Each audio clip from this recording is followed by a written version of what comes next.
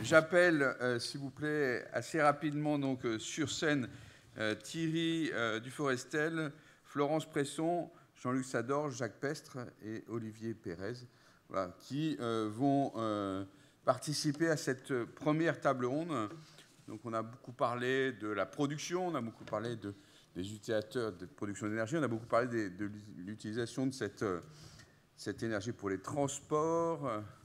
Voilà, mais on n'a pas encore évoqué la problématique du bâtiment. Voilà, donc le bâtiment qui concerne beaucoup d'entre nous, à la fois à travers les bâtiments publics, mais aussi les bâtiments individuels, les bâtiments collectifs. Voilà, et donc se pose la question par rapport au stock d'existants, comment peut-on faire? Donc je donne la parole tout de suite à Thierry Forestel, voilà, donc ingénieur. Senior, bien évidemment, hein, ses cheveux grisonnants le manifestent, voilà, mais surtout chez EDF R&D, voilà, de nous donner une forme d'impulsion à travers son entreprise majeure. Bien, merci beaucoup. Merci à toute l'équipe d'organisation de 5T de me donner l'occasion de vous dire quelques mots sur la rénovation bas carbone des bâtiments. Donc il y avait quelques slides, je ne sais pas, il faut peut-être que je prenne une zapette. Là, voilà. OK. Ben voilà, donc on va commencer. Donc peut-être avant de rentrer dans le vif du sujet, je vais vous dire un mot d'un laboratoire local, il s'appelle 4V Lab, c'est un laboratoire commun entre La Rochelle Université, le CNRS, EDF R&D, que j'ai le plaisir de co-animer avec Christian Hénard, qui est le vice-président recherche de l'Université de La Rochelle, et qui organise en fait ses activités autour de 4 thématiques qui sont la qualité de l'air, l'énergétique urbaine, les tests d'enveloppes, surtout d'ailleurs des enveloppes actives, et puis la maîtrise de l'humidité, notamment dans le domaine de la rénovation. Donc la rénovation, voilà, on y arrive.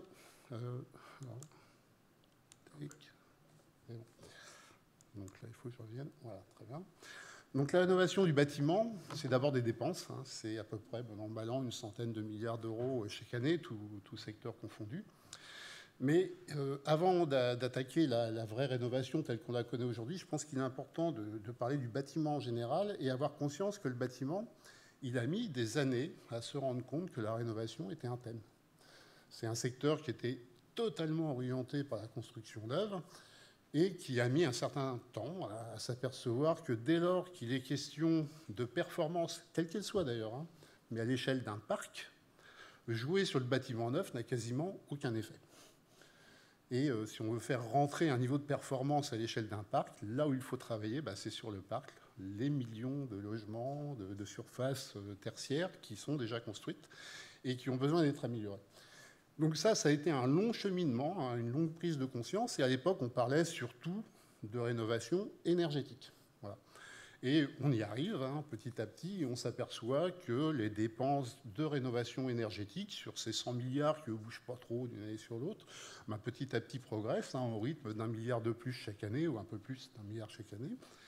Et on arrive aujourd'hui donc à une situation que l'ADEME regarde. Alors aujourd'hui, c'était plutôt en 2018, mais il faudra attendre encore quelques temps pour avoir les chiffres plus récents, où bah, finalement, on s'aperçoit que sur les un peu moins de 30 milliards d'euros qui sont dépensés pour l'efficacité énergétique du bâtiment aujourd'hui, bah, dans 3 cas sur 4, ça se fait sans changement d'étiquette énergie, ça veut dire sans impact significatif sur le bâtiment dans son ensemble. On s'aperçoit qu'en volume, bah, finalement, on va rénover à peu près 300 000 logements par an. Voilà. Et puis, il y a un point qui est hyper important aujourd'hui parce qu'on parle de bas carbone, bah, c'est avoir conscience que la rénovation énergétique seule ne suffit pas pour faire du bas carbone. Et donc, si on regarde des chiffres un peu plus précis, un peu plus récents également, sur les gains en carbone que ça a permis, hein, ces chiffres-là de dépenses de rénovation dans le bâtiment, qu'est-ce que ça a donné? Bah, on voit que jusqu'en 2014, on a effectivement baissé, hein, les émissions de gaz à effet de serre du secteur du bâtiment d'à peu près 20%. Donc les dépenses ont été efficaces. Par contre, depuis 2014, ça stagne. Hein. C'est-à-dire qu'on continue à mettre des dépenses, même un peu plus qu'avant. Ceci dit, l'effet sur le carbone ne suffit pas.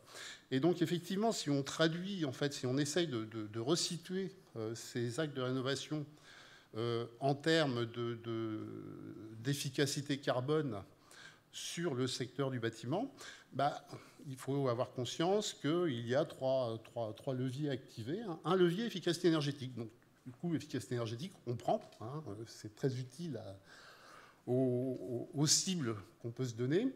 Et si on décline donc la stratégie nationale bas carbone dans le secteur du bâtiment, ce qui est envisagé, c'est de diviser par 2 les consommations d'énergie finale des bâtiments à l'horizon 2050. Par contre, il faut y ajouter une couche sur les usages bas carbone. Et là, la cible est beaucoup plus importante, puisque ce qu'il faut, c'est baisser de 95%, quasiment annuler en fait, hein, les émissions carbone du secteur du bâtiment. Donc là, il faut l'intégrer dans la démarche. Voilà. Et puis, il y a un troisième étage, alors on en a parlé beaucoup hier, hein, c'est celui de l'innovation, celui de l'évolution des comportements.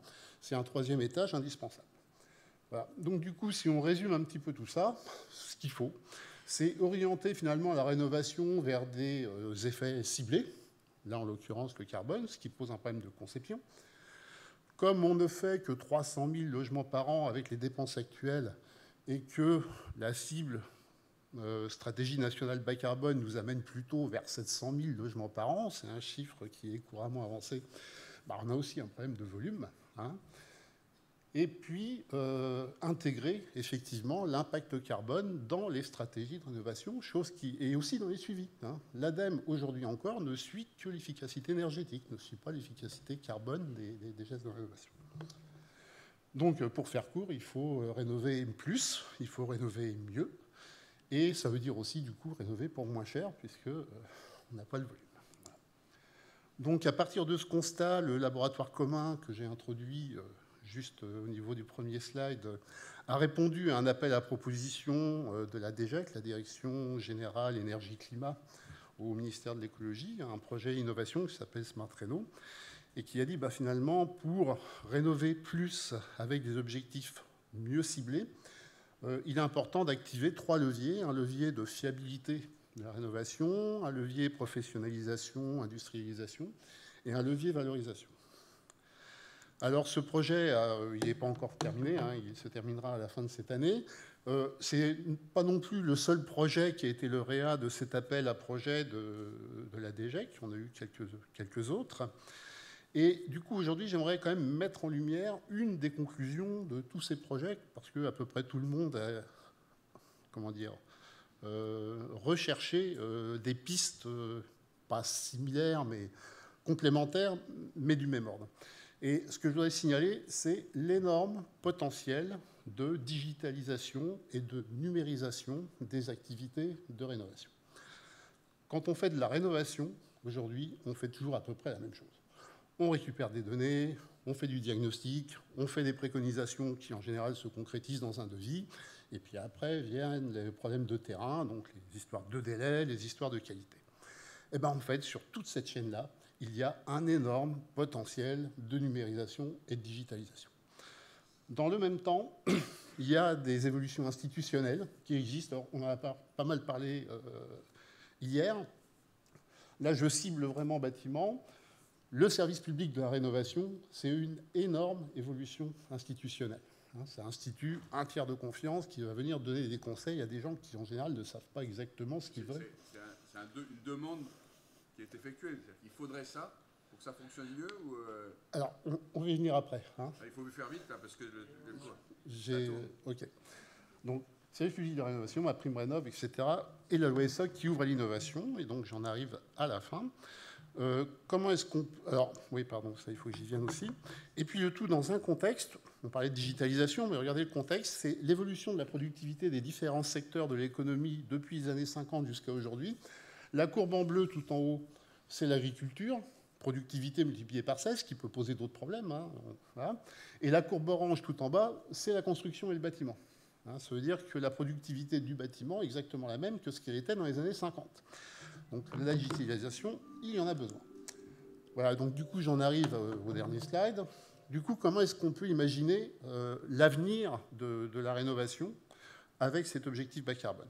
Moi, je vois deux voies parallèles. La voie de gauche, c'est celle, en fait, de la rénovation telle qu'elle peut se pratiquer. La naissance d'acteurs intermédiaires, tiers de confiance, qui vont maîtriser les technologies numériques dont on parlait et finalement organiser une vraie demande. De l'autre côté, des objectifs institutionnels mieux ciblés avec des moyens adaptés, qu'on arrête des millefeuilles d'aide sur des objectifs qui ne sont pas homogènes. Voilà. Et quand on met les deux ensemble, tout ça va faire qu'à terme, peut-être, on va voir émerger donc, les technologies dont on a besoin, c'est-à-dire des technologies d'industrialisation, de préfabrication, l'impression 3D, la robotisation, etc. En fait, tous les éléments qu'il va falloir mettre en œuvre pour arriver à rénover plus, mieux et moins cher. Je vous remercie. Merci beaucoup. Jean-Luc, c'est une excellente introduction Une introduction parfaite. Eric. ce que tu voulais nous présenter. Donc bonjour, Jean-Luc Sadorge. Donc je dirige le... Ah, je n'ai pas les images. Voilà. Donc je dirige le pôle de compétitivité Fibre Énergie Vie, qui est basé à Strasbourg, Grand Est, et qui est dédié à l'innovation dans la filière de la construction du bâtiment. Donc nous travaillons sur trois grands sujets.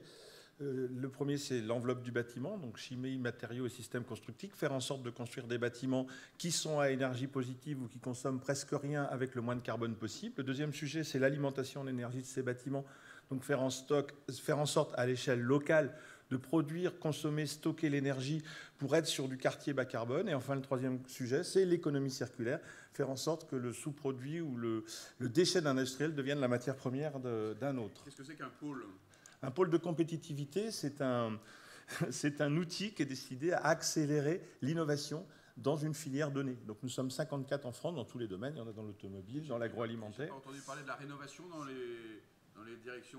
Et elle était incluse dedans, mais je vais y venir. Donc en fait, la rénovation, évidemment, c'est majeur, puisque l'enjeu pour notre filière, alors je prends tout à fait la suite de ce que vient de dire Thierry, c'est-à-dire que derrière cet enjeu, tous les enjeux qu'il a décrits là, il y a des enjeux en matière de compétences, de formation. Je voudrais remercier juste le 3CABTP, les petites illustrations que vous verrez sur les slides viennent du 3CABTP, qui est l'organisme qui accompagne tout le monde de la formation par alternance au niveau national, et donc ils m'ont autorisés à utiliser leurs chiffres. Ils font un sondage chaque année auprès de 80 000 apprenants et enseignants. Et donc, c'est ces résultats-là qui vont illustrer mon propos. Donc, d'abord, c'est juste un petit rappel, ce que Thierry l'a très bien dit. On doit être à zéro carbone en 2050. Pour ça, il y a deux grands enjeux pour nous. Un, l'enjeu sur les usages. Donc, c'est rénover. C'est le premier enjeu, c'est là-dessus qu'on va vraiment gagner du carbone en rénovant massivement, et ça Thierry vient de le dire. Le deuxième enjeu, mais ce n'est pas le sujet de ce on en parlera tout à l'heure, c'est donc la décarbonation des procédés, c'est-à-dire faire en sorte qu'on va construire avec des matériaux et des systèmes bas carbone, et là du coup on fera du neuf avec du décarboné. Mais ça, ce n'est pas l'enjeu de ce que je vais vous présenter là. Le deuxième enjeu, c'est le zéro déchet, on n'est plus dans l'énergie, on est dans la matière, enfin c'est aussi de l'énergie, puisque pour produire des matériaux, j'ai besoin d'énergie et de matière, donc là il y a un vrai enjeu de l'économie circulaire, c'est le deuxième grand enjeu de notre filière. Et puis donc, on est dedans, puisque là, une nouvelle réglementation environnementale. Pour la première fois, la réglementation thermique du bâtiment devient carbone, donc à partir de l'année prochaine. Alors, on parlait de procrastination tout à l'heure, on est vraiment dedans, puisque notre RE 2020 va démarrer en 2022. Donc on a déjà juste 2 ans de retard sur un sujet qui est en discussion depuis à peu près 10 ans. Voilà, donc ça, c'est les enjeux sur lesquels on est, mais qui ont été rappelés. Le deuxième enjeu sur lequel il faut qu'on ait tous conscience, c'est qu'on est dans des filières en tension. On a du mal à recruter dans la filière bâtiment. C'est un peu de notre faute, évidemment. Ça, on va changer tout ça, je vous le dis. Mais c'est juste pour vous dire un petit peu, vous voyez, les enjeux importants. On a beaucoup de métiers sur lesquels on a du mal à recruter, et du mal à recruter du personnel de qualité, parce que pour arriver à l'excellence énergétique, il faudra aussi l'excellence du savoir-faire sur le terrain. Donc, un enjeu très important et central sur la rénovation. Aujourd'hui, on estime qu'il y a à peu près 160 000 emplois dans nos domaines qui sont consacrés à la rénovation, sur les chiffres actuels de rénovation qu'on connaît aujourd'hui. Et si on veut faire x7, ce qui va être l'objectif que nous avons d'ici 2030, ça veut dire qu'il faut faire entrer 406 000 nouveaux entrants formés, qualifiés dans nos métiers. Vous voyez un peu le type d'enjeu sur lesquels on est aujourd'hui. Donc un des points importants, c'est ce qu'on appelle la zéro artificialisation nette, c'est reconstruire la ville sur la ville, arrêter de s'étendre partout et de filer, donc rénover les bâtiments existants.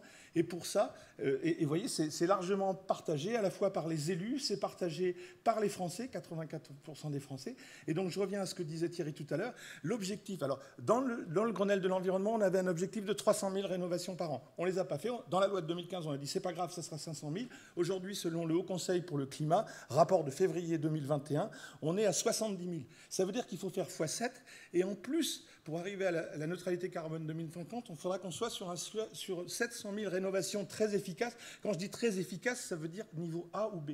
Et on en est très très loin. La rénovation performante. On appelle ça mais on en parlera tout à l'heure, je ne vais pas prendre... Mais donc, on appelle ça la rénovation performante. Et notre ambition, c'est de faire 500 000 bâtiments, logements rénovés chaque année en rénovation performante. Et donc, pour que vous ayez une idée des enjeux, ça veut dire donc faire x7 d'ici 2030. Donc pour faire ça, on va faire quoi? Donc d'abord, on a un problème d'attractivité de nos formations. Et donc là, ce qui est un peu encourageant, c'est que vous voyez, les apprentis eux-mêmes, 7 sur 10 considèrent que c'est eux qui vont porter l'innovation dans le bâtiment. Nous sommes dans une filière qui est assez, c'est pas une insulte de dire, on est dans une filière qui est assez conservatrice, la filière du bâtiment, on l'a dit tout à l'heure, qui est très peu numérisée, je vais y revenir, et ça c'est des enjeux majeurs, y compris pour attirer des jeunes. Si on veut attirer des jeunes, il faut des filières numériques, ça marche partout. Dans l'industrie, c'est déjà le cas, et dans le bâtiment, il faut qu'on y arrive, et on en est encore très très loin. C'est-à-dire tout le monde dit il faut numériser la filière, mais dans la réalité, quand vous allez voir, moi, avec mes petits bras musclés de poule, quand je vais voir l'entreprise pour lui dire bon, quand est-ce qu'on commence? On dit on va déjà laisser les autres commencer, on verra après. Et ça, c'est un enjeu majeur pour notre filière. Donc voilà les formateurs. Donc la formation est un enjeu clé pour cette massification de la rénovation. Et donc du coup, il y a un enjeu clé au terme de cette formation. Je vais vite parce que c'est la musique qui me perturbe. Et donc, l'enjeu qu'on a au sein du comité stratégique de filière industrie pour la construction, dans lequel le pôle est très impliqué, c'est de construire une filière d'excellence. Juste un petit mot. Quand vous parlez d'aéronautique, vous pensez ingénieur. Quand vous pensez bâtiment, vous pensez manœuvre. Enfin, je pense. En tout cas, c'est la plupart des gens. Donc, il y a un gros enjeu autour de ça. Donc, il y a des initiatives qui sont prises. Je vais terminer là-dessus. Donc, d'abord, le 3CA BTP qui lance un peu le Top Chef, parce que ça a bien marché dans la cuisine, donc de faire en sorte de mettre en avant les bonnes expérimentations, les bons savoir-faire au niveau de l'apprentissage. Et puis donc quelques mots sur ce que nous faisons en tant que pôle de compétitivité dans le Grand Est, mais avec une vocation nationale. Premièrement, donc travailler sur cette massification de la rénovation énergétique au sein des formations avec les filières professionnelles. Deuxièmement, contribuer dans le cadre de ce que nous faisons dans le PAC Grand Est, mais ça, Florence en parlera tout à l'heure, et donc de faire vraiment une formation pour la massification de cette rénovation, un tiers-lieu donc pour faire de l'innovation sur le terrain, et enfin contribuer au niveau national de la réflexion sur ce sujet. Voilà. Merci beaucoup Jean-Luc. Avant que Jacques arrive au pupitre, on peut aussi préciser que ce pôle va essayer d'animer tous les acteurs de la formation, de telle manière à ce que cette dynamique que tu appelles de tes voeux puisse réellement se mettre en œuvre.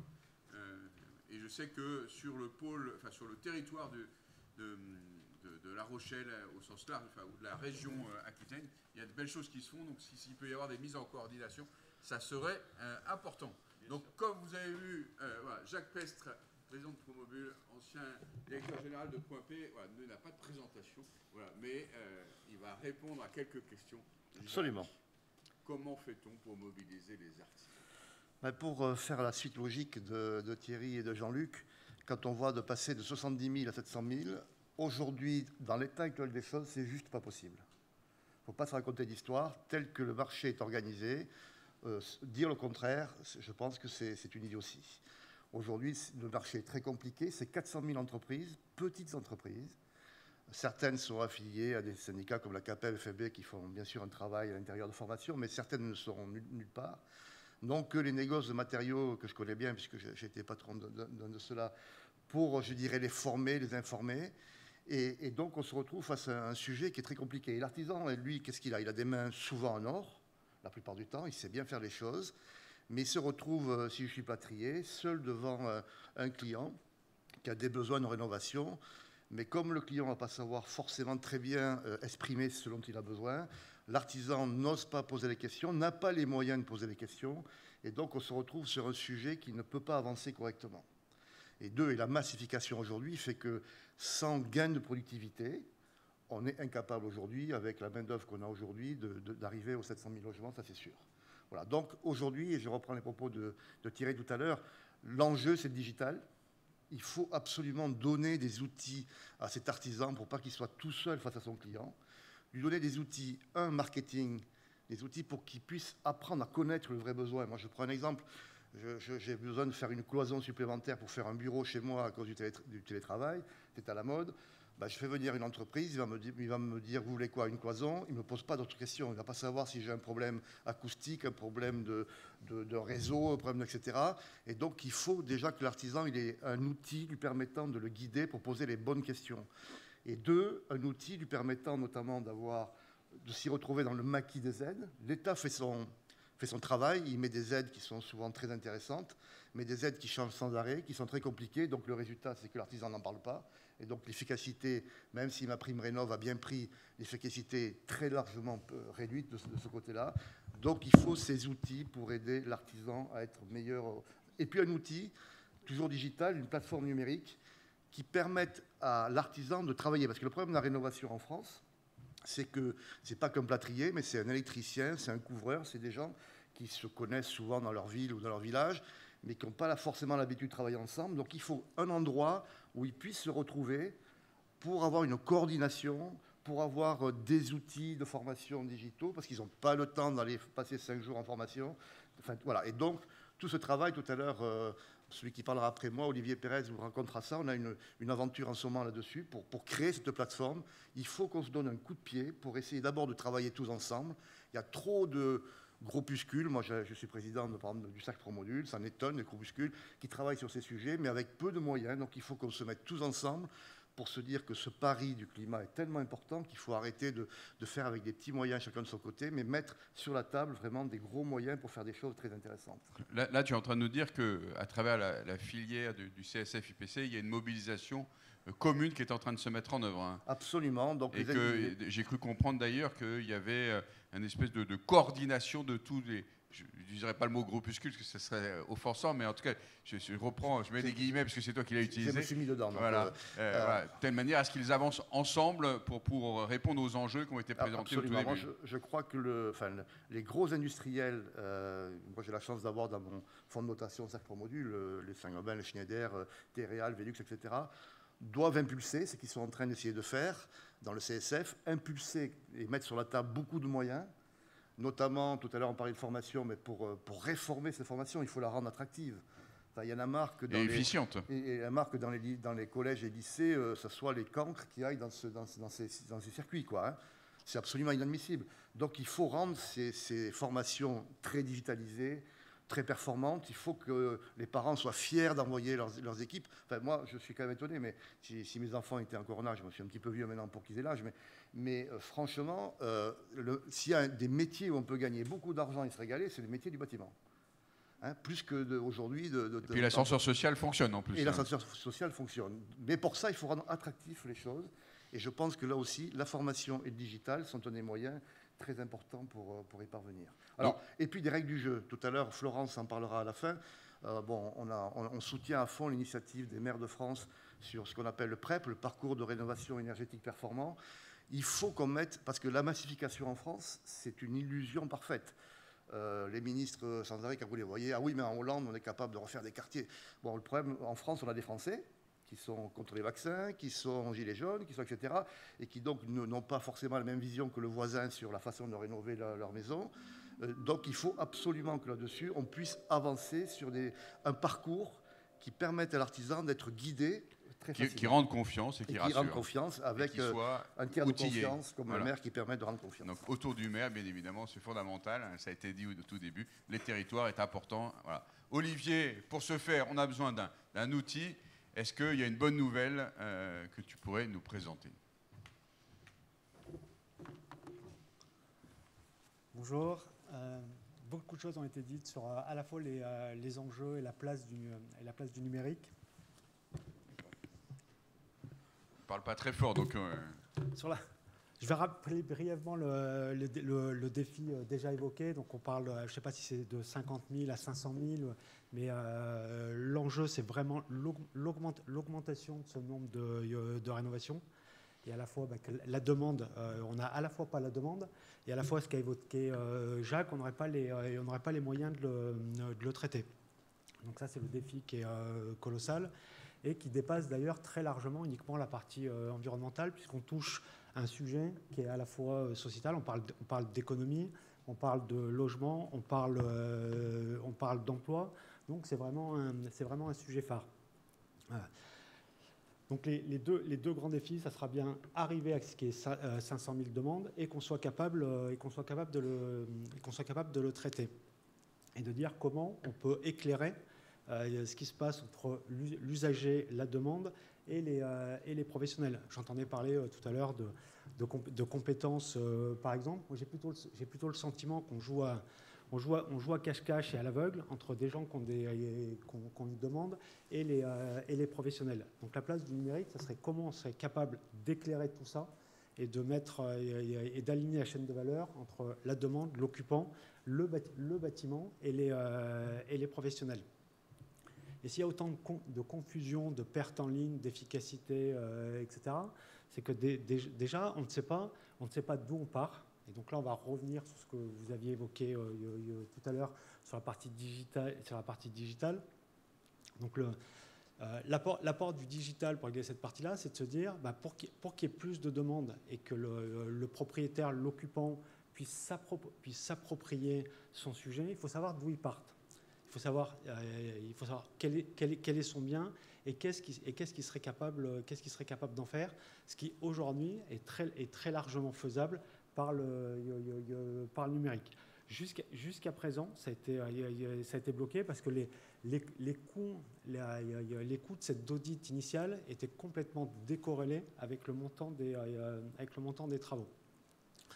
Donc pour gérer ces différents verrous, c'est un audit initial, ce qu'on appelle le IDE, c'est-à-dire sur l'existant, soyons capables de faire une carte numérique digitalisée du bâtiment et qu'elle soit évolutive. Cette partie-là doit dépasser très largement, à notre sens, la partie efficacité énergétique et qu'on parle de rénovation du bien et que cette rénovation et cette projection pour un occupant entraîne la partie efficacité énergétique. Aujourd'hui, les gens, quand les personnes font des travaux, il y a véritablement un enjeu soit d'habitabilité, soit d'agrandir, soit d'accessibilité, soit de modernité, etc. Et c'est parce qu'on a un effet déclencheur de travaux qu'on ira et qu'on enchaînera sur la partie efficacité énergétique. C'est d'abord modéliser le bien, si c'est bien compris l'explication, et après faire en sorte que, comme ça a été numérisé, tous les acteurs, toutes les parties prenantes qui doivent intervenir, qui pourraient intervenir sur le processus pour sa rénovation, puissent le faire grâce à une plateforme numérique, si j'ai bien compris aussi. Tout à fait. Voilà. Et en plus, à l'issue des travaux qui ont été réalisés, on garde une photo, une carte d'identité finalement du bien, qui est bien la propriété du propriétaire. Tout à fait. C'est déjà de partir à la fois du bien et du propriétaire. Donc jusqu'à présent, on parle souvent des professionnels et on descend jusqu'aux acteurs. Là, c'est plutôt l'inverse. On travaille sur le bien, l'occupant, et ça va lui permettre de se mettre en connexion avec des professionnels et éclairer ce différent. C'est l'état initial, la carte d'identité. Voilà. Après la maîtrise de données sur l'ensemble du processus, grâce à une plateforme qui permet à l'ensemble des acteurs d'interagir. Si donc en 1, c'est l'état initial, c'est-à-dire capter de la donnée. En 2, c'est que cette donnée, il faut la rendre lisible pour une population très diverse, que ce soit l'occupant ou le professionnel. C'est-à-dire être capable de la travailler. Un occupant, il y a deux données techniques, lui va voir des volumes, une image, etc. Alors qu'avec la même donnée, le professionnel va faire un chiffrage, va faire du volume, va faire de la simulation, etc. Et le troisième élément, une fois que c'est... Il faut jouer avec la... Une fois que cette donnée est maîtrisée, il faut à tout prix qu'elle devienne dynamique. C'est-à-dire que les travaux faits par une entreprise, on puisse réalimenter le système. Donc état initial, la rendre accessible à tous les interlocuteurs, et en 3, que ça devienne dynamique. Quand on parle de tous les interlocuteurs, moi, il y a une approche qui manque, parce qu'elle est très technique, c'est tout ce qui a trait au financement. Est-ce que c'est possible, voilà, d'y adjoindre ce dossier de financement avec toutes les difficultés qu'on a évoquées, parce qu'il peut être très complexe, voilà, mais il s'appuie sur des données techniques, mais bon, il n'y a pas cette unité qui est apportée. En fait, la base de données, sur une même donnée, elle peut être retraduite, retransformée. Les interlocuteurs, c'est vrai dans le cadre d'une vente, c'est vrai dans le cadre d'un financement, dans le cadre de l'entretien, etc. Et il faut bien une base commune. Mais par contre, cette base commune, elle doit être retraitée et retravaillée. Mais il y a bien un espace pour le financement. Enfin, il y a quelque chose qui sera prévu sur cette plateforme qui permette, sur la base des données techniques, de pouvoir construire un dossier de financement. Tout est entre guillemets, tout est prévu et tout est faisable. Et donc, elle arrive quand, cette plateforme ? Elle est en cours. Elle est travaillée avec différents acteurs. D'un point de vue technique, elle est mise en œuvre. Maintenant, il faut l'expérimenter. Et l'idée de l'expérimenter, c'est surtout pas faire des choses en silo et retransformer ce qu'on a dit au départ, être capable que les 3 pans soient capables de communiquer à la fois l'habitant. Et jusqu'à présent, on travaille soit pour le professionnel, soit pour l'habitant, et on travaille à l'aveugle. Et une solution du numérique, c'est bien de travailler en transverse avec tous les acteurs. Donc je comprends à travers le message, le slide qui ont défilé derrière, c'est que la puissance publique va soutenir cette initiative, voilà, parce que cet argent qui va être aidé, qui va être mis à disposition pour financer la fin des développements et de déploiement de cette plateforme vont rapporter beaucoup à l'ensemble de la société française, puisque ça va permettre de démultiplier, ce qui est un des grands points qui a été évoqué tout à l'heure. L'idée générale, c'est qu'il y ait plus de demandes. Si la demande est plus qualifiée et qu'on soit capable de la traiter de façon plus performante, donc ça permettra de faire avec moins de personnes et de régler cette partie-là. Si c'est plus qualitative, on renforcera l'attractivité de ce secteur d'activité. Et donc, il y a bien des gains à la fois pour l'occupant, les professionnels et tous nos défis sociétaux. Merci beaucoup, Olivier, pour cette présentation. Et c'est la mise en œuvre de cette plateforme dont on attend beaucoup, puisqu'on a vu que l'ensemble des acteurs l'a demandé. Florence, qui était déjà intervenue l'année dernière, adjointe au maire de Sceaux. Donc on connaît le maire de Sceaux, puisque c'est le secrétaire général de l'AMF. Et donc, Florence pousse plusieurs sujets au titre de la rénovation, et notamment un sujet dont elle veut nous parler aujourd'hui, c'est comment on fait changer les comportements. Tout à fait. Alors, très rapidement, je vais pas rentrer dans le détail, puisque Thierry l'a fait tout à l'heure en énonçant les chiffres de l'étude Trémy de l'ADEME. J'ai eu accès malheureusement aux derniers chiffres. L'étude Trémy 2020, qui à 1% près est aussi déplorable que la précédente. 20-30% des émissions de gaz à effet de serre, c'est le bâtiment, c'est le chauffage, c'est le résidentiel. Donc on se focalise souvent sur la voiture, et après on a des gilets jaunes. Là, je pense qu'on pourrait avoir des gilets verts, des gens très heureux, si on se focalisait sur les bâtiments. 29% de la consommation énergétique produite, c'est le résidentiel encore. 43 millions de tonnes de matière pour des logements neufs, 55% pour les maisons. Stoppons cela et rénovons, parce qu'effectivement, l'impact sera beaucoup plus vertueux. Au niveau social, un prix de facture élevé, une maison énergivore peut mener à la précarité des ménages. Donc là aussi, n'attendons pas que les ménages vivent dans de mauvaises conditions et des problèmes encore plus importants financièrement. L'étude Trémy, ce qu'elle met en évidence, c'est que la somme des travaux, des petits travaux répartis dans le temps, ne donne pas la performance attendue d'un logement.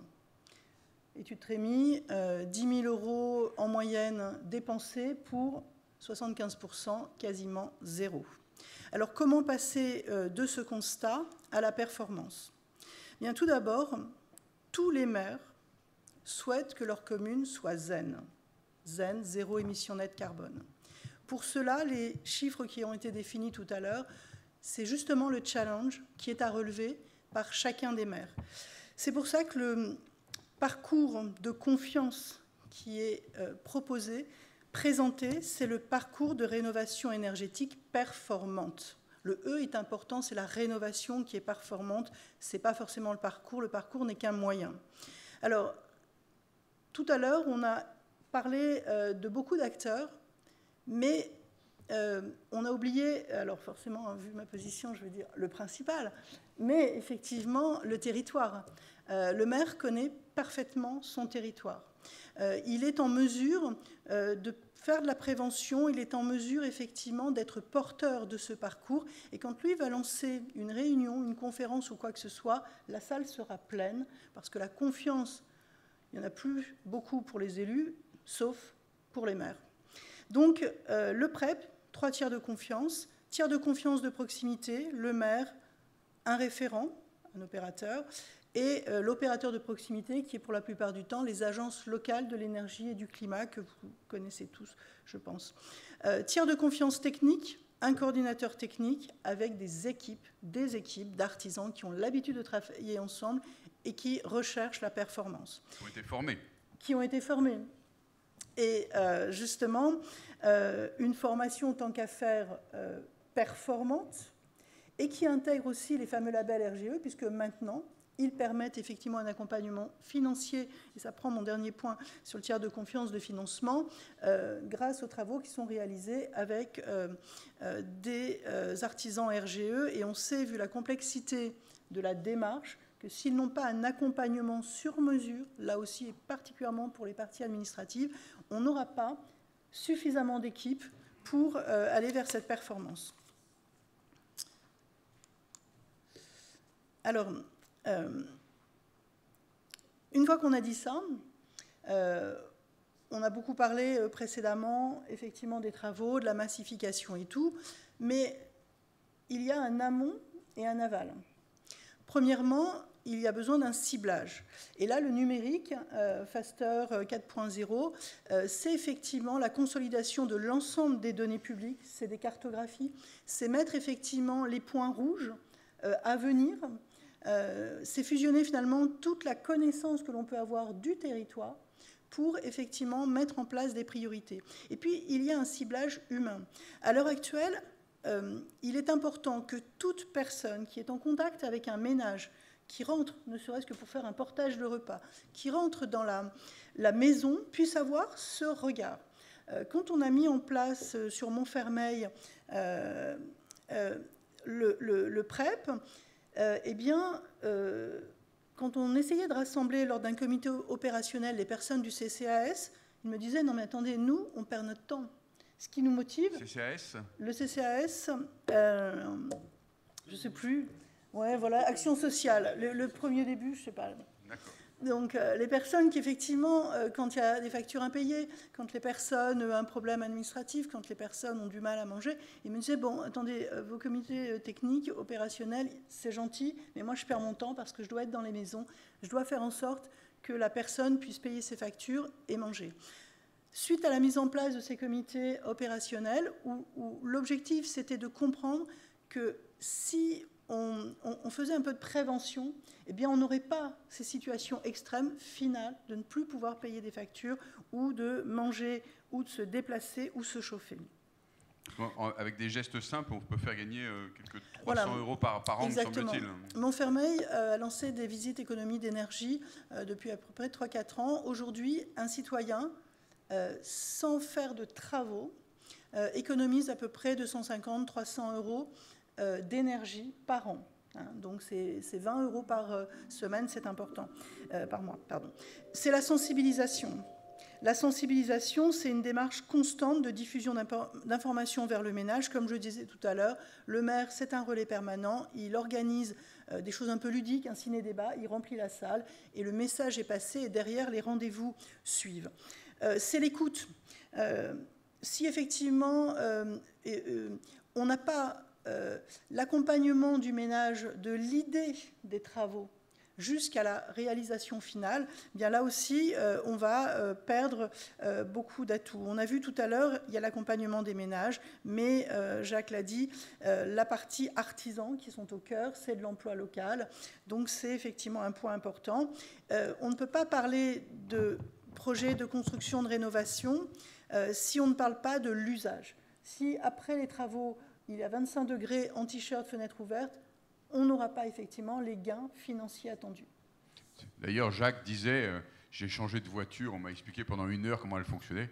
Bon, j'ai fait des travaux dans ma maison avec, assez importants, avec notamment un changement d'outil de production de l'énergie.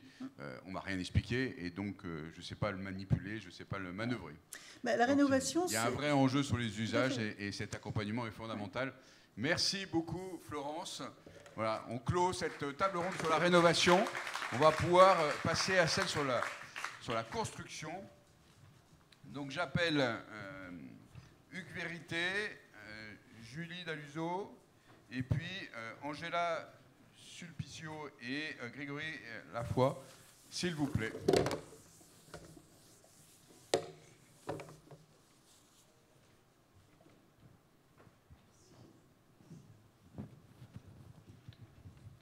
Donc je propose de commencer par Spi Batignolles, voilà, par un duo qui, dans le laps de temps imparti, donc les petites 10 minutes, va intervenir. Bonjour à tous. Approche-toi, Grégory, n'aie pas peur. Viens avec moi. Est-ce que Julie Daluzo est là? Sur Zoom, ok, elle interviendra sur Zoom. On a fait effectivement une petite présentation. On va essayer d'être un peu concret et de vous donner, un exemple assez concret dans nos métiers de ce que l'on peut faire en matière de bas carbone. Parlez bien près du micro pour que ceux qui sont à distance puissent vous entendre, s'il vous plaît. Je vais baisser un peu le micro, je ne suis pas très grande. Je vais juste prendre quelques minutes pour vous présenter le groupe Spi Batignolles. Je vais me permettre ces quelques minutes sur les 10 minutes qui nous sont accordées. Peut-être que vous ne nous connaissez pas bien et donc je préfère vous dire ce que l'on fait. Donc Spi Batignolles, on est un groupe français, un acteur effectivement de la construction des infrastructures et des services. On est un groupe de près de 8000 personnes. Notre chiffre d'affaires avoisine à 2 milliards en 2020. La particularité de Spi Batignolles, c'est que c'est une entreprise indépendante française et il y a près de 80% de son capital qui est détenu par ses actionnaires, salariés et ses managers.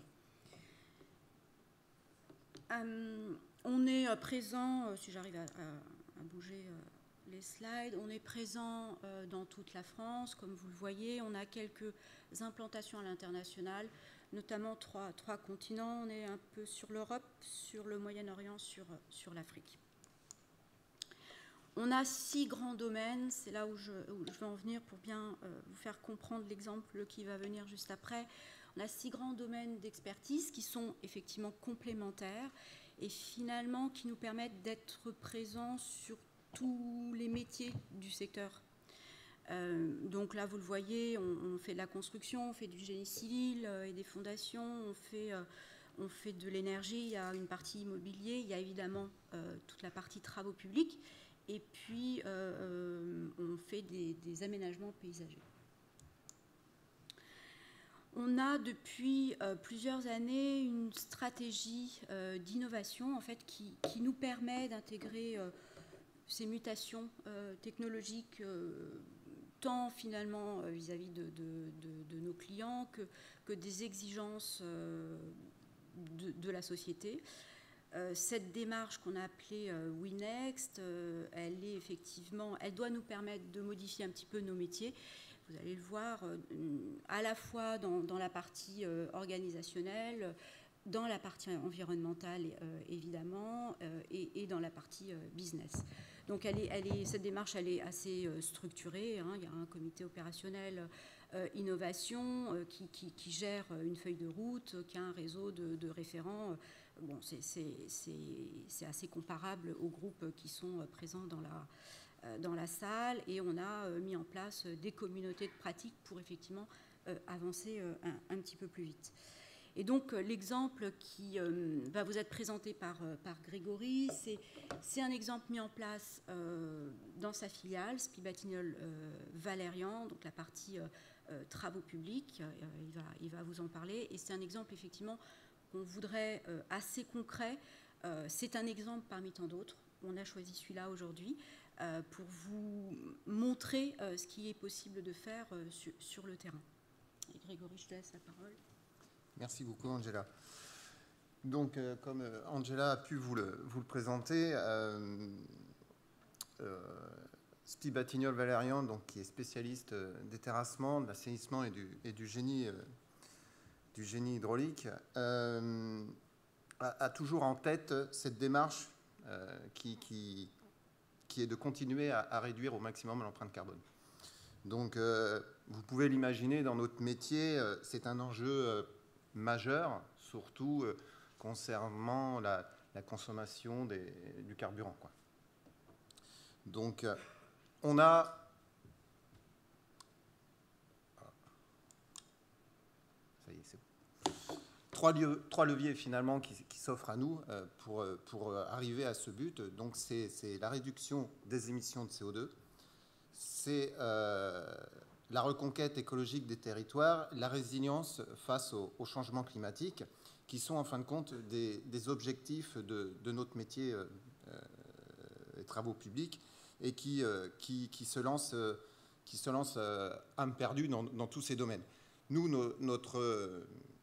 notre exemple, en fin de compte, lui, va se contenter, là, pour l'instant, sur la réduction des émissions de CO2, pour vraiment lier à cette réduction de l'empreinte carbone de nos travaux, quoi.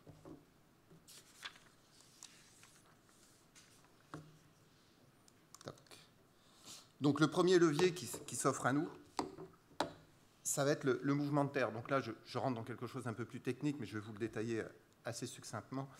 Donc c'est une réflexion que l'on a entre le profil en long, le volume, le type et la nature des matériaux.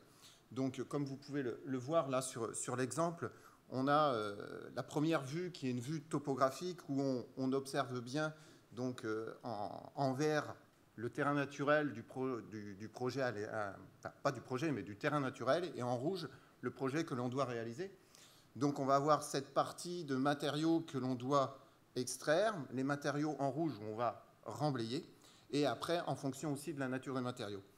La deuxième partie est une vue volumique, où on voit en jaune nos matériaux à extraire, en rouge nos matériaux à remblayer. Et la troisième partie est une vue schématique qui reprend tout ceci. Ça, ce sont des outils que l'on utilise au quotidien sur nos chantiers. Donc, l'intérêt, en fin de compte, de ce mouvement de terre, c'est de réduire les distances de transport, comme j'ai pu le présenter juste avant. Donc, ça a un objectif déjà économique, comme vous pouvez l'imaginer, mais aussi en termes de développement durable. On va aller vraiment au maximum pour valoriser nos excédents de chantier, pour diminuer nos déchets et pour préserver les ressources non renouvelables. Tous ces points, en fin de compte, constituent le but toujours d'aller dans cette amélioration du bilan carbone. Donc, suite toujours à ce mouvement de terre, on a, dans notre métier, les matériaux, ils sont classés selon un guide de référence, guide technique de référence, qui est le GTR, qui est un guide des terrassements routiers. Ainsi, grâce à ce guide, les matériaux des déblais donc, que j'ai pu vous expliquer, qu'on va extraire, sont identifiés. Et ça nous permet d'avoir une sélection et un tri dans le but de les valoriser. Donc là, on est vraiment dans la valorisation des matériaux. Donc là, sur le graphique que vous avez présenté, c'est une vue, en fin de compte, du déblai en fonction de la nature des matériaux. Donc, en amont, des essais, des sondages ont été faits, ce qui nous permet après d'avoir une vue globale de notre déblai en fonction de la nature des matériaux, et donc derrière, de pouvoir déjà cibler les zones à utiliser dans la vue de la valorisation derrière de nos matériaux. Toujours en lien, je reviens sur le mouvement de terre que je vous ai présenté avant, pour avoir à l'idée, en fin de compte, de limiter nos distances de transport. Donc, sujet important que l'on retrouve, nous, dans les terrassements. Donc, selon le GTR, les matériaux qui sont humides, voire très humides, ne peuvent pas être réutilisés en l'état. Ils doivent être traités à la chaux vive. On n'a pas dans le GTR assez d'éléments qui nous permettent d'utiliser ces matériaux en l'état. SPI Batignolles Valérian donc, et sa direction technique avec Maurice Buffalo participent à un programme de recherche qui s'appelle Terre durable. Donc, ce programme de recherche a fait l'objet d'une journée technique en 2019 à Indura, mais surtout d'un ouvrage de référence qui est conception-construction des ouvrages en sol fin. Ce programme a été très porteur pour nous, nous a permis de constater qu'il était possible de réutiliser les matériaux humides et très humides en l'état, moyennant un compactage qui était adapté, je vais en revenir après, et donc surtout de s'affranchir d'un traitement à la chaux, sachant que une tonne de chaux, c'est une tonne de CO2 émis. Donc c'est vraiment en termes de bilan carbone et d'amélioration du bilan carbone non négligeable. Donc, comme évoqué précédemment, le bon compactage des matériaux est primordial et nécessaire pour la qualité de réalisation de nos ouvrages. Différents types de compacteurs donc, sont sur le marché. On a des compacteurs vibrants à billes lisses ou à pied d'hammer et des compacteurs rouleaux à pneus. Ça, c'est pour vous présenter un petit peu les outils que l'on dispose. Et ensuite, comme j'ai pu le dire avant sur le terme de compactage et la réutilisation des matériaux en l'état humide, il y a cette contrainte qui est très importante pour une bonne qualité de réalisation. La méthode généralement utilisée, c'est une méthode de compactage qui s'effectue par un enchaînement d'allers-retours en fonction du nombre de passes qui est nécessaire et défini en fonction de la nature des matériaux. Dans le cadre du programme de recherche Terre durable, 2 méthodologies ont été observées. L'une avec des allers-retours habituels et l'autre avec uniquement des allers simples. Pour conclure... Alors, justement, il me reste 2 slides. Et c'est le plus important. C'est pour ça que je prends 2 minutes. Non, on peut pas. Des mesures de contrainte ont été mises en place avec des capteurs. Donc, quand vous voyez sur les graphiques supérieurs, on se rend compte que la contrainte verticale, qui est à l'origine du compactage, est supérieure dans le cas des allers simples. Pour les graphiques qui sont inférieurs, la contrainte horizontale, qui est, elle, par contre, plutôt néfaste, qui va créer des cisaillements pour les ouvrages, est plus faible. Donc, on se rend compte, en fin de compte, par rapport à ceci, qu'on a une réflexion qui se met en place et qu'on a encore des possibilités d'amélioration pour utiliser les engins. Et donc, du coup, en conclusion, les terrassements bas carbone nous permettent déjà, dans un premier temps, d'avoir des réflexions pour avoir une diminution de nos heures machines, donc avec l'optimisation des distances de transport, le mouvement de terre, la meilleure utilisation des engins, mais aussi par la valorisation des matériaux en réduisant donc, le traitement à la chaux, 1 tonne de CO2, 1 tonne de chaux égale 1 tonne de CO2, et avec la sélection des matériaux pour la valorisation des matériaux au niveau du GTR, et aussi à travers le Est-ce qu'on peut avoir, pour terminer, un chiffre Qu'est-ce qu'on gagne? Alors, on a déjà, nous, au niveau de la profession, des chiffres où on était à 70%, je parle en termes de valorisation des matériaux qui étaient définis pour 2020. On les a déjà dépassés puisqu'on est aux alentours des 80 ou 85% de réutilisation des matériaux. Il y a d'autres objectifs qui sont enclenchés, c'est-à-dire que sur les matériaux qui ne sont pas encore valorisés et qui s'en vont encore au niveau des déchets inertes, on doit encore diminuer de 50% cette proportion-là. On est en cours, on continue, on tient les objectifs dans la profession et on a encore des outils. Quoi. amélioration progressive et continue. Merci beaucoup. Complètement. Désolé pour la le construction. Donc, par Zoom, Julie, la parole est à vous. Voilà. Parfait. Merci pour l'invitation. Je vais vous présenter nos activités. On est une foncière, on est une entreprise solidaire avec une entreprise sociale. On développe des services pour l'accueil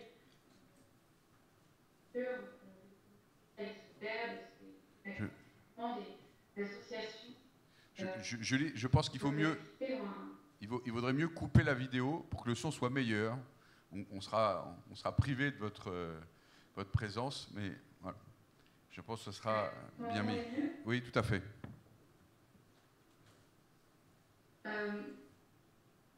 Donc voilà, nous, on crée, on finance, il y avait une présentation, elle va apparaître. Elle va apparaître.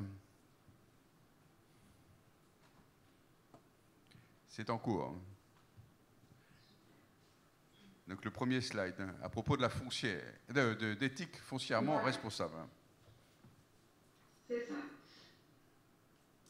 Voilà, donc nous, on crée, on finance et on exploite ensuite ce qu'on appelle des tiers-lieux. C'est des lieux qui sont à destination des acteurs du changement, donc principalement l'entrepreneuriat, de l'économie sociale et solidaire et les associations qui nous sollicitent quand ils veulent se regrouper et s'installer sur un territoire et qui cherchent des espaces de travail à loyer modéré, donc accessibles, et des lieux à leur image qui reflètent leurs valeurs, donc un immobilier qui maîtrise son impact sur l'environnement, qui contribue par son impact sur le territoire à lutter contre les inégalités sociales et également qui a un financement transparent.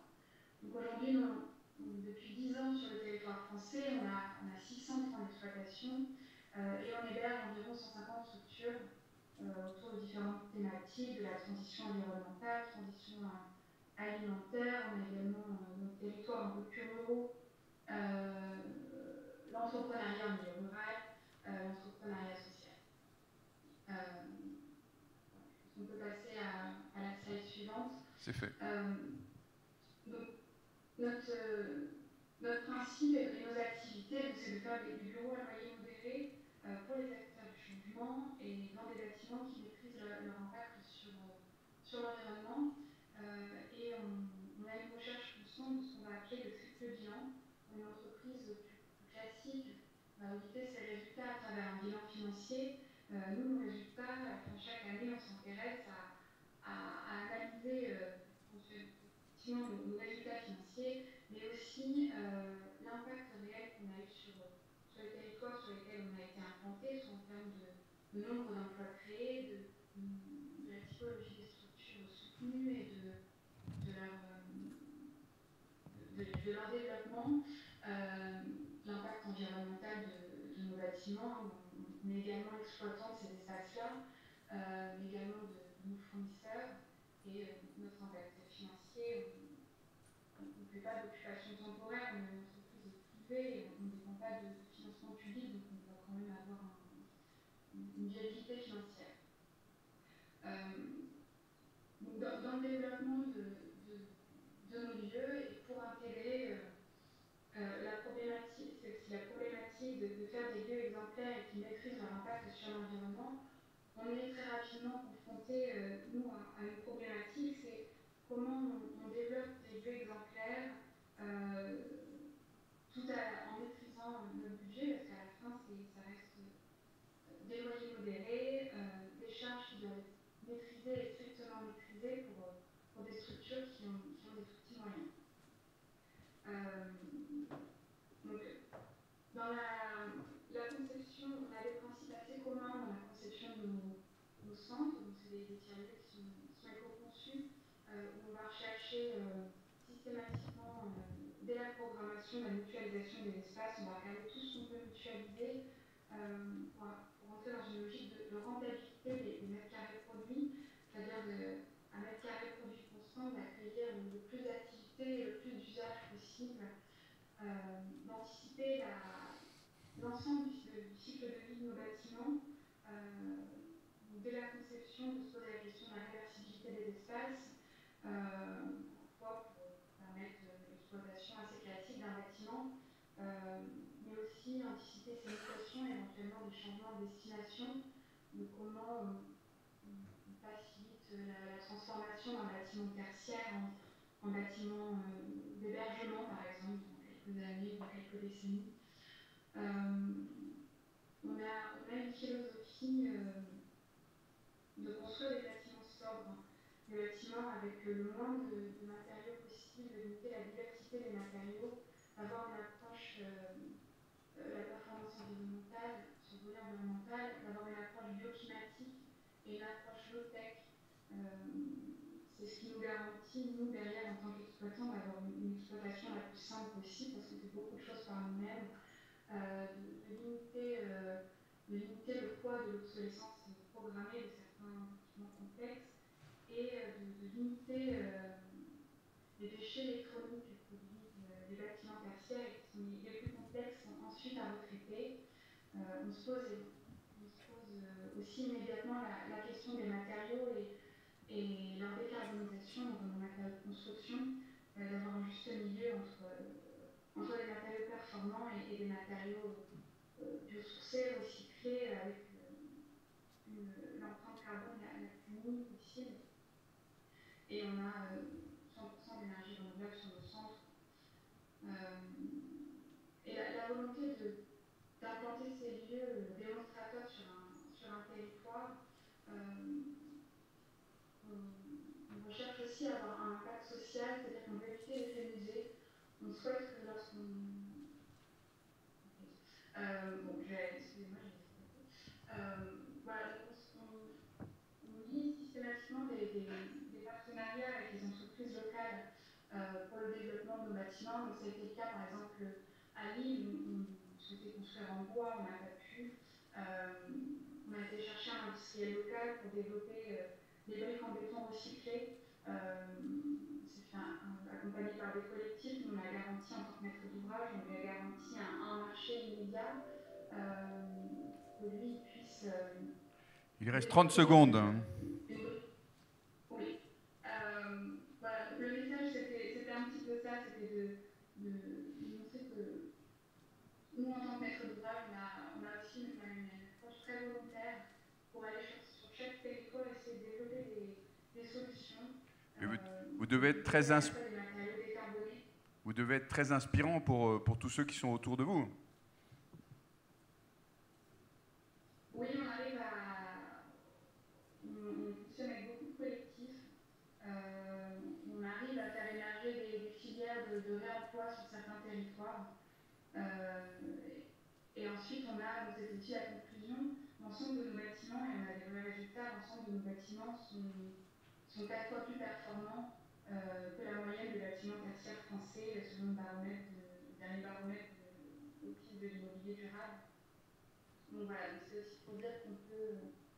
La transition environnementale et la transition énergétique, elle se fait aussi à travers la mobilisation d'un territoire et en maîtrisant son impact financier.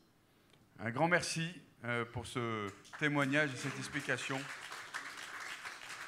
Hugues, donc, délégué général de l'AIMCC, voilà. Qu'est-ce que l'on peut voir comme lumière en termes de construction à travers ce syndicat professionnel que tu représentes, voilà. En quoi il contribue à cet avenir qu'on espère plus rose? Il sera non seulement plus rose, plus vert, décarboné, numérisé. Donc, on a utilisé déjà un certain nombre de mots-clés. Donc, parle plus près des micros. Et donc, ce que je vais vous présenter, c'est... Je crois que tu me demandes un petit peu un don d'ubiquité, c'est de représenter aussi le vice-président en charge de la relance du comité stratégique de filière industrie pour la construction. Tout à fait, oui. D'accord, donc tu m'interrompras pour que je prenne une autre casquette. D'accord. C'est très clair. C'est pour gagner un peu de temps, parce que les contraintes qui nous ont été données sont difficiles. Terrible. Donc, en une seule phrase, l'AIMCC, déjà, a été créé par les pouvoirs publics français sur son initiative à l'époque des grands programmes. Donc, c'est simplement vous rappeler qu'on a été créé au moment où il fallait créer une industrie de l'isolation, au moment où on crée une industrie nucléaire. Donc, c'est simplement ce rappel. On est créé dans les années 70 et sur l'initiative des pouvoirs publics.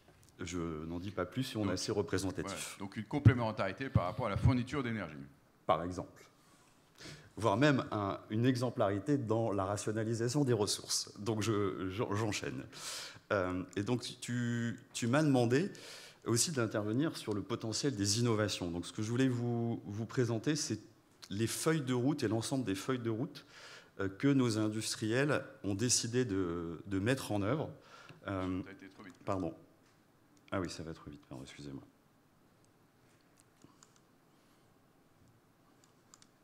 Voilà, bon, allez. Hop. Donc la feuille de route que les industriels ont décidé, les industriels qui sont donc membres de l'AIMCC. Qui sont membres à la fois de l'AIMCC et au-delà, parce que tu me demandes de parler au nom du comité stratégique de filière industrie pour la construction, c'est un mouvement qu'on entraîne à la fois dans le cadre de la filière. Donc c'est à la fois les industriels et la filière. Je crois que c'était un message que Jacques a pu déjà dire, mais que je voulais compléter. Donc on a un vrai potentiel d'innovation parce que, je vais citer Ambroise Roux, qui était l'ancien directeur de l'innovation de Saint-Gobain, mais c'est vrai qu'il y a moins de 1% de dépenses engagées. Et quand on regarde les stats de l'INSEE, on voit que nos potentiels d'investissement en innovation, recherche et développement sont tout simplement géniaux par rapport aux enjeux qui ont été rappelés déjà en introduction par Myriam, que j'ai oublié de remercier. Merci Myriam pour ton invitation. Je crois que la dernière fois, c'était il y a plus de 10 ans et je représentais la filière électrique, donc ça doit être un fruit du hasard. Donc ce que je voulais vous montrer, c'est les 4 thèmes fédérateurs sur lesquels on est vraiment engagé, et ce depuis quelques années, et qui se transforment actuellement dans une feuille de route plan de relance. Je crois qu'on en a déjà parlé, mais je rentrerai un peu dans le détail du plan de relance. Donc les 4 thèmes, la numérisation, c'est simplement le continuum numérique qu'on attend pour créer l'élément de confiance consommateur. Je crois que Florence en a très bien parlé. La décarbonation, bon, je pense qu'il n'y a pas de sujet sur notre secteur. C'est un secteur, comme l'a rappelé notre ami d'EDF, a un potentiel de décarbonation, donc je vous présenterai. Là, tu ne parles pas des usages, tu parles tu parles à la fois des usages et de la construction, et des procédés de fabrication. Évidemment, je rentrerai un petit peu plus dans le détail. L'économie circulaire, je n'en parle pas plus parce que c'est l'enjeu actuel de la responsabilité élargie des producteurs des déchets des BTP. Je vous en dirai quelques mots. Et transition dans les compétences. Effectivement, Jacques a pu le rappeler, Jean-Luc a pu le dire. On est vu comme un secteur où effectivement on est vu, tu iras là parce que tu ne sais pas faire autre chose. Et si je prends la casquette du vice-président relance, Pierre-Étienne Bicheler souhaite que notre filière devienne une filière d'excellence. Je crois que Jean-Luc l'a précisé. Et j'ai oublié de vous dire qu'en tant que vice-président fictif aujourd'hui du plan de relance, c'est Jean-Luc au titre du pôle de compétitivité. Donc le pôle de compétitivité de Jean-Luc est rattaché à notre comité stratégique de filière. Donc ça crée de la cohérence entre les territoires et notre vision stratégique. Ça, je voulais aussi insister là-dessus. Et je vous propose de rentrer dans nos actions et nos feuilles de route qui, comme vous l'avez rappelé pour notre secteur, c'est important de dire, c'est que notre empreinte carbone est à la hauteur de notre poids dans l'économie. Donc vous savez qu'en moyenne, dans les pays de l'UE, le secteur de la construction, qui est en bas, les infrastructures et le bâtiment, pèsent entre 8 et 12% du PIB moyen de chaque pays de l'UE. Ce qu'on voit, nous, en termes d'enjeux majeurs aujourd'hui, parce qu'il faut qu'on intègre, Jacques l'a dit, par exemple, l'impact du télétravail, la crise sanitaire accélère les transitions. Ça, je voulais aussi vous le confirmer. Et les chiffres du plan de relance qui arrivent au niveau de l'UE ne fait que confirmer l'accélération. On travaille au niveau du bâtiment, je pense que vous l'avez compris, et on travaille au niveau des infrastructures. Pibatignolles est exemplaire. Effectivement, on a une diversité et on ne peut pas traiter le bâtiment sans l'infrastructure. Donc on a ces 2 enjeux et vous verrez quelques exemples de nos projets actuellement, y compris sur les infrastructures décarbonées. Donc j'ai simplement dit qu'on avait passé d'une économie linéaire à une économie circulaire qui va de toute façon changer les usages, les comportements et surtout les modèles économiques. Je crois qu'en introduction, il a été rappelé qu'on va changer de modèle économique, on va avoir des mobilisations de financement et on va devoir réfléchir des financements. Donc c'est important de se le rappeler, nos enjeux sont énormes. La numérisation, vue de notre filière, alors j'ai mis quelques images, un facteur de compétitivité globale. Sachez que paradoxalement, au niveau de l'ISO, ce sont les Français qui sont leaders sur la normalisation des données, la normalisation et de la numérisation dans le bâtiment. Donc sachez que c'est, je ne vais pas faire la publicité de Saint-Gobain, mais c'est un des chercheurs historiques de Saint-Gobain qui a créé, y compris le mouvement de standardisation des données dans le bâtiment. Et quand je parle de la numérisation et quand on en a parlé, on est bien d'accord que c'est tout le continuum de numérisation qu'on doit faire et ce n'est pas le seul BIM. C'est la numérisation des procédés, c'est la numérisation des achats. Donc c'est vraiment un mouvement qui est parti. Et le facteur de compétitivité globale va accroître la confiance client et la transparence. C'est un peu ce qui a été répété par quelques-uns des interlocuteurs. Et si on ne recrée pas cette confiance client et cette confiance consommateur, nous n'y arriverons pas. Les éléments indispensables à l'attractivité des métiers, le numérique, effectivement, comme l'a dit Olivier, comme l'a dit Jacques, sera un élément pour notre jeunesse. Et de dire à notre jeunesse, il y a vraiment un potentiel énorme de développement dans notre secteur. La souveraineté numérique, pourquoi j'insiste un peu sur cette souveraineté numérique? Parce que ça a été le premier axe stratégique du Conseil national de l'industrie. Quand notre filière a été créée en 2018 par le Premier ministre et validée par ce dernier, il nous a demandé de travailler sur notre souveraineté numérique. Donc Où sont les données? Exactement. Comment sont stockées les données? Quels sont les formats des données? Et comment sécuriser nos données? On est bien d'accord, il y a tous ces enjeux qu'on a en filigrane. Surtout que si on commence à avoir des plateformes comme ont été présentées tout à l'heure, il y aura un certain nombre de données d'usage associées au bâtiment. Bien sûr. Il ne faudrait pas qu'ils soient entre les mains de Google. Alors, pourquoi que Google, d'ailleurs? Sans vouloir être taquin, il y a quelques opérateurs chinois qui arrivent en Europe. De mémoire. C'était juste une illustration. Ah, excuse-moi, parce qu'il faut être neutre au niveau des compétiteurs.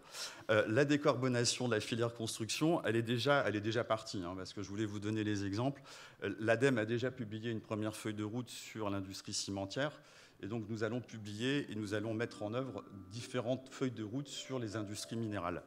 La décarbonation des usages finaux, c'était la distinction qu'on a fait en termes de décarbonation entre les procédés de fabrication et les usages finaux, c'est la massification de la rénovation énergétique. Dont on a un petit peu parlé tout à l'heure. Légèrement. Donc effectivement, c'est un enjeu que nous soutenons au niveau du Conseil national de l'industrie, comme tu sais, grâce à l'initiative de l'Association des maires de France que nous soutenons et des régions de France. Parce que j'ai oublié de vous dire qu'au sein de notre comité stratégique de filière, tous les territoires sont représentés. Indispensable.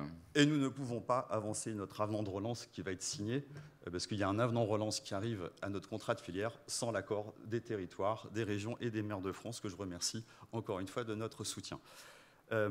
Enfin, des projets transverses, très rapidement sur la décarbonation, parce que c'est quelque chose que j'ai inventé, réinventé, c'était la route fluviale. Donc nous avons un projet transverse avec la filière agricole et notre filière pour créer les nouvelles barges décarbonées à hydrogène ou pas hydrogène et pilotées, et qui est un enjeu majeur de compétitivité. Comme tu le sais, le Covid nous a montré que sans notre filière agricole, on n'y arriverait pas, et sauf qu'il faut continuer à sortir et à faire entrer des matières. Et là, on veut créer une nouvelle barge frécinée décarbonée. Et comme je sais que j'ai dépassé mon temps, je voulais terminer là sur un exemple, c'est l'hydrogène. Donc ça va être l'hydrogène dans nos moteurs, dans nos engins de chantier, qui va être un enjeu majeur. Certains nous attendent d'ailleurs sur le canal Seine-Nord sur ce sujet. Donc il y aura un mouvement, y compris vis-à-vis des industriels de la motorisation. Et ça, c'est quelque chose qui va être mené au fur et à mesure avec tous les enjeux européens que tu as et que vous connaissez. Comme j'ai dépassé mon temps et que tu ne me coupes pas, je voudrais... L'économie circulaire, tu en as rapidement parlé tout à l'heure. Je profite de ce petit temps de transition. Est-ce que tu pourrais reprendre la casquette de Pierre-Étienne Oui. Voilà.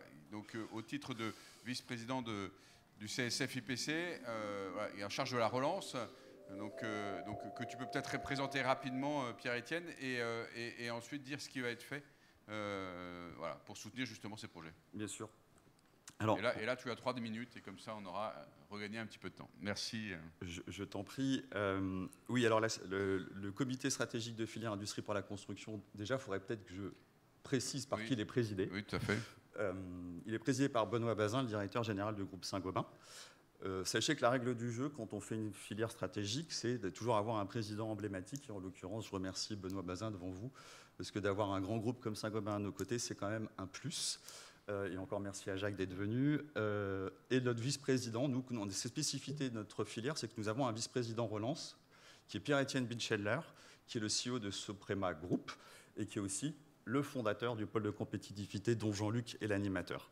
Et Pierre-Étienne Binscheller a une volonté double, c'est la neutralité de ses activités, la filière d'excellence, et surtout les territoires sont les maîtres d'œuvre de la relance, parce que la spécificité aussi de notre avenant relance, parce que vous savez, une filière stratégique, c'est un contrat d'engagement avec l'État qu'on a signé en 2019, et là on fait un avenant relance comme toutes les filières stratégiques, et cet avenant relance, on a souhaité l'inscrire, Benoît et moi-même, enfin je prends la place de Pierre-Étienne, sur la relance passe par les territoires. Donc ça c'est notre enjeu majeur. Et il est signé avec le Premier ministre, c'est ça? Exactement, il sera signé par le Premier ministre et l'ensemble des ministres compétents, parce qu'on a la difficulté, nous, en tant que filière construction, à travailler avec au moins 4 ministères, le ministère de la Recherche, de l'Éducation, évidemment, le ministère de la Transition écologique, Bercy, et un tout petit peu les transports aussi. Donc on a multi-ministres et secrétaires d'État à faire signer.